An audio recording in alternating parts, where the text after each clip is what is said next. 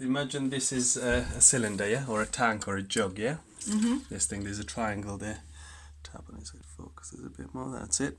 So that's like a tank. Those dotted line represents where the water pressure should be. The black bit is filled with water, yeah. The top bit is empty.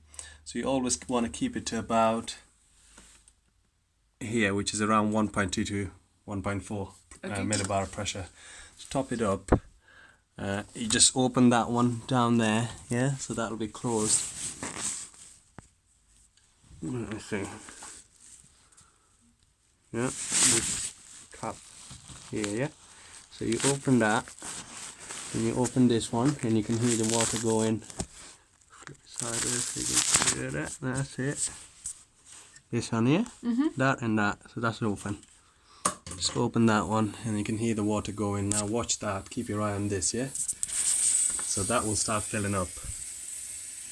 Yeah. So can you see that start filling up? Yeah, so when it gets to about that little mark that I put with a pen, you just close the tap basically. Okay.